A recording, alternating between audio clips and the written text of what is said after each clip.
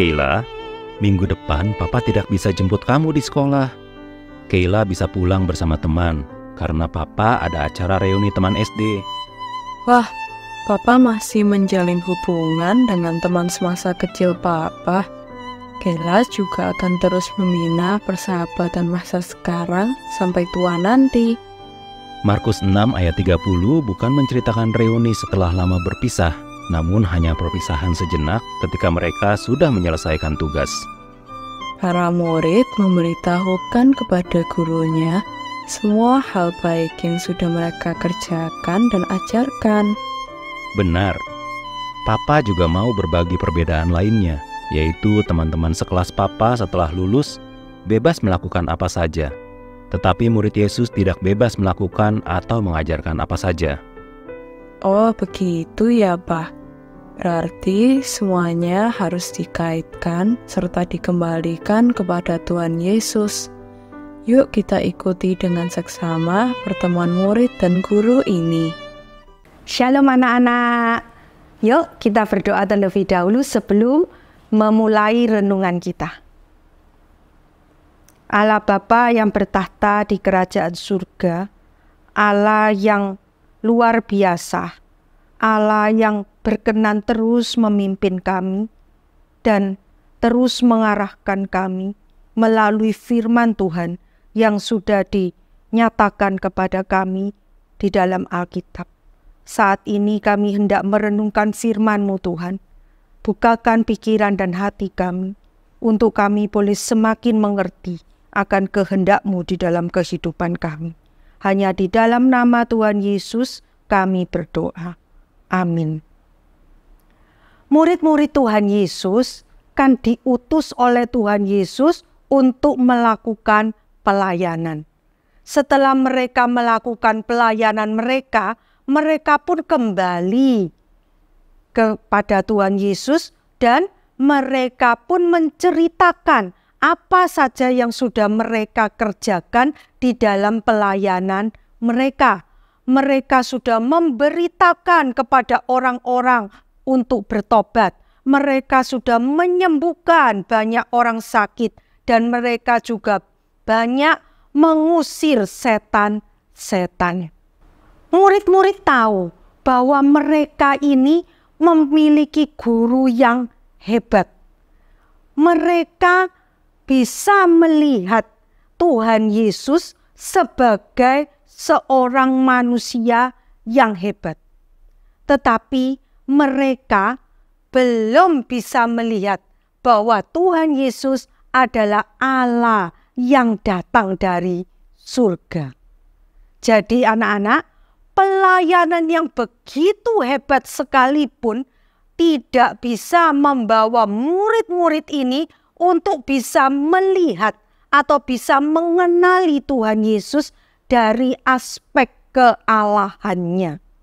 Tuhan Yesus pun mengajak murid-muridnya ini untuk menyendiri ke tempat yang terpencil dan beristirahat sejenak. Tuhan Yesus dan murid-muridnya ini sudah banyak melayani orang sampai mereka tidak sempat makan.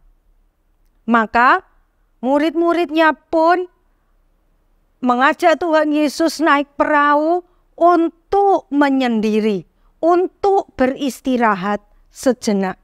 Tetapi hal ini diketahui oleh orang-orang banyak saat itu.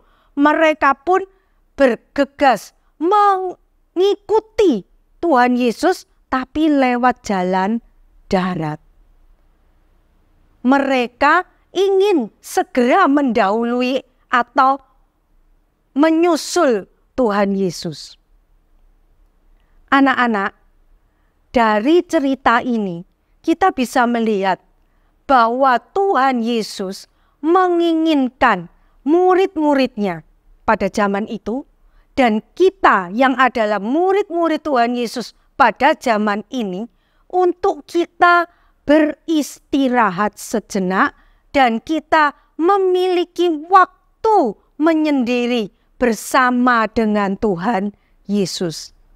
Hal ini sebenarnya juga sudah dilakukan oleh Allah ketika menciptakan dunia ini, 6 hari Tuhan mencipta dan Tuhan beristirahat pada hari yang ke-7.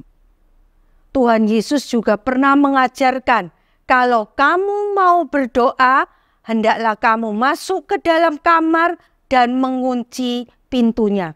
Artinya, Tuhan Yesus menginginkan murid-muridnya untuk berdoa menyendiri, hanya bersama dengan Tuhan, tanpa dipamerkan kepada orang lain. Anak-anak, meskipun Tuhan Yesus dan murid-muridnya ini akhirnya didahului oleh orang banyak, tetapi setidaknya para murid ini sempat untuk menikmati kebersamaan bersama dengan Tuhan Yesus di dalam perahu tersebut. Dan anak-anak perlu ketahui bahwa saat bersama dengan Tuhan Yesus inilah saat yang teduh, saat yang indah, dan kebersamaan inilah yang bisa memberikan kekuatan baru kepada murid-murid untuk melakukan pelayanan yang selanjutnya. Tuhan Yesus adalah penyataan anugerah Allah yang besar bagi manusia. Karena itu, kalau kita bisa memiliki saat yang teduh bersama dengan Tuhan Yesus, itu kita akan bisa menikmati kelimpahan anugerah itu. Dan anak-anak perlu ingat bahwa di dalam Tuhan Yesus itulah terdapat istirahat yang sejati. Jadi anak-anak perlu ingat ya, kalau kita beristirahat dan kita memiliki saat teduh bersama dengan Tuhan Yesus, kita akan memiliki kekuatan untuk melayani Tuhan. Kita akan terus bersemangat untuk melayani Tuhan. Jadi, marilah anak-anak, kita yang sudah menjadi anak Tuhan, yang memiliki kewajiban untuk melayani Tuhan, marilah kita berikan waktu untuk beristirahat dan untuk saat teduh bersama dengan Tuhan Yesus, agar kita bisa melayani Tuhan dengan baik dan kita bisa terus bersemangat melayani Tuhan. Amin. Mari kita berdoa. Allah Bapa yang bertahta di kerajaan surga, Allah yang teramat baik kepada kami, Allah yang mengizinkan kami melayani Tuhan, tetapi Allah juga mengajarkan kepada kami untuk tetap memiliki waktu beristirahat dan saat yang teduh bersama dengan Tuhan. Karena di waktu itulah kami akan beroleh kekuatan untuk bisa melayani Tuhan dengan lebih baik lagi.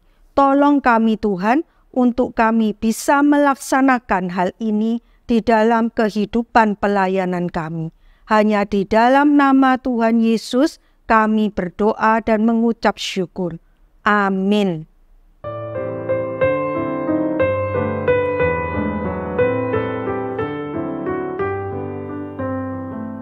Ya ampun, baik sekali guru agung kita.